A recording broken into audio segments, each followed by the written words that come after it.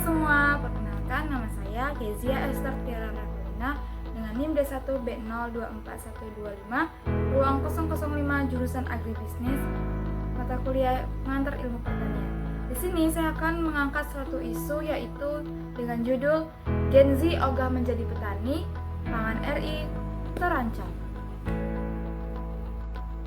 Indonesia adalah negara agraris yang kaya akan sumber daya pertanian yang seharusnya terhindar dari yang namanya kerawanan pangan.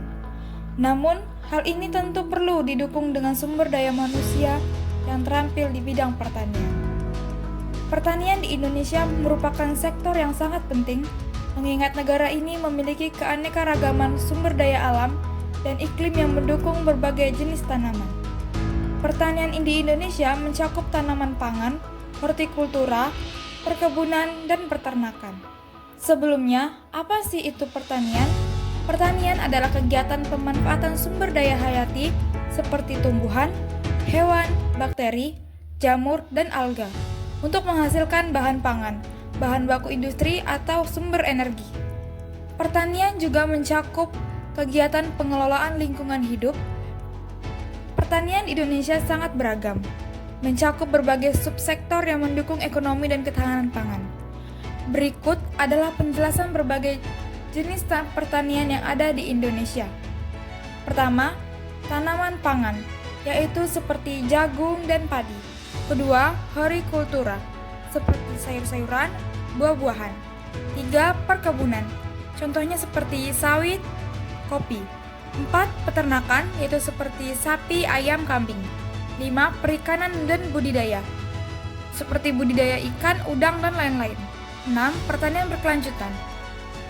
Kondisi pertanian di Indonesia saat ini memiliki beberapa tantangan, di antaranya kurangnya petani muda atau Gen Z. Menurut BPS, usia petani di Indonesia semakin menua dalam 10 tahun terakhir. Yaitu yang kedua, tantangan ketahanan pangan.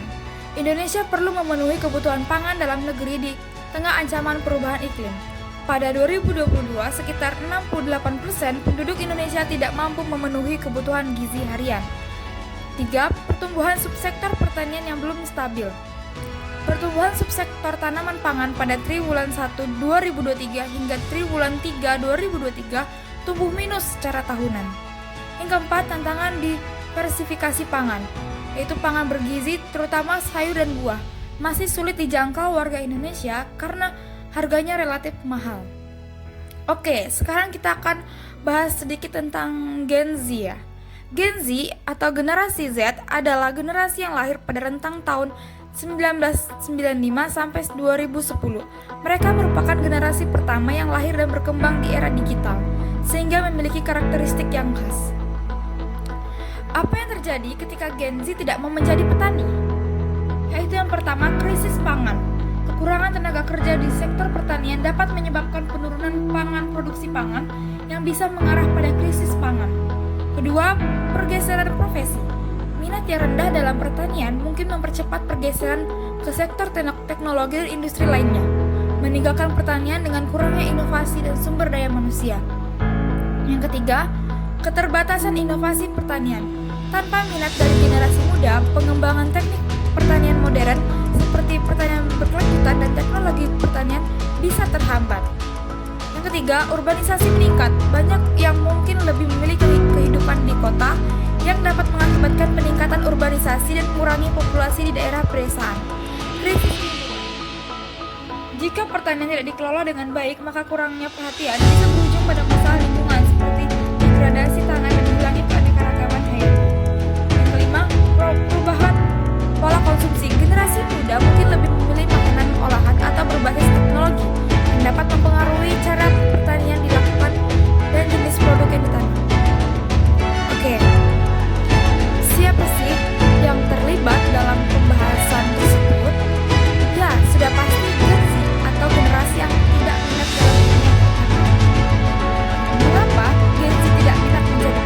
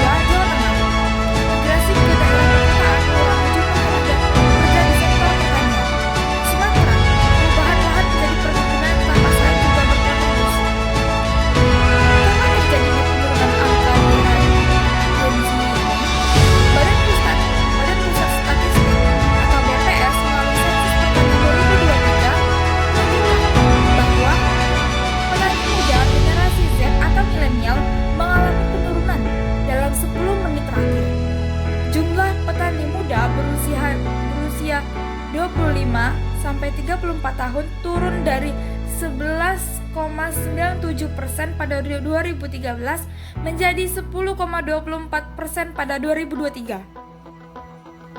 Petani muda berusia 35-40 tahun juga mengalami penurunan dari 26,3% menjadi 22%. Terhadap kecenderungan bahwa dalam 10 tahun terakhir, pemuda menjadi semakin jauh dari sektor pertanian, ujar pengamat pertanian Kodori pada PRO 3 RRI Minggu 14 Januari 2024.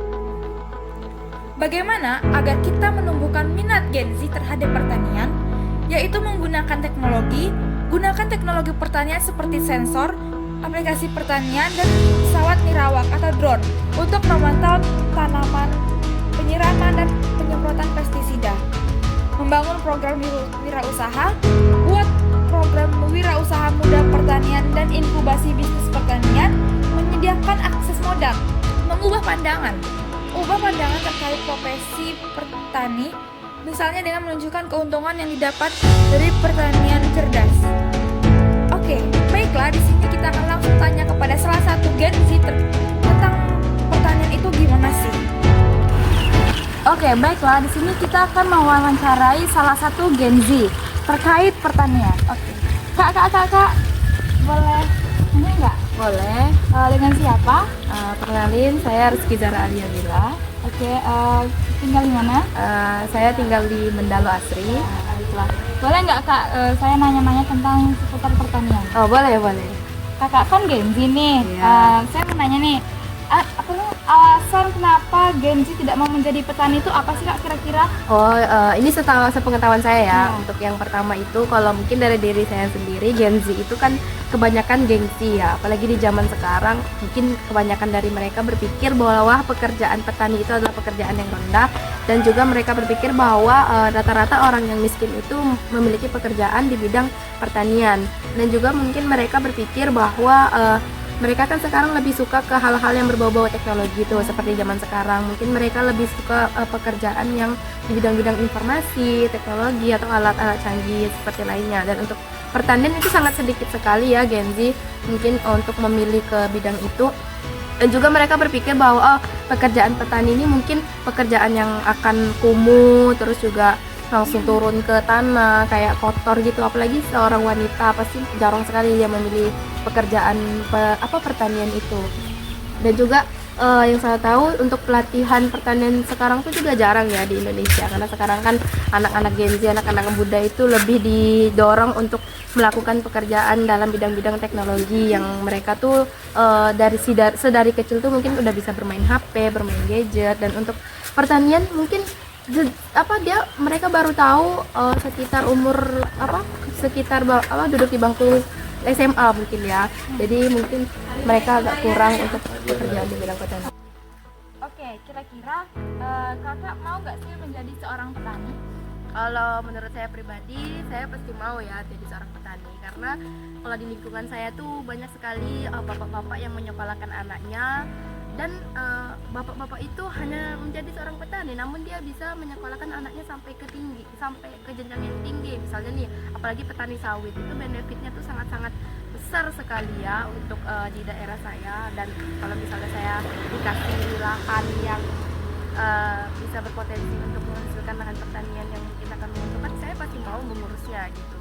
Namun ya mungkin tidak bisa saya sendiri, mungkin akan perlu bantuan orang lain, dan juga keluarga pasti akan mendukung kalau misalnya saya menjadi seorang petani. Baiklah, terima kasih ya Kak Yaya atas kesempatannya mau mendiskusikan tentang pertanian bersama saya. Dadah. Oke, kita telah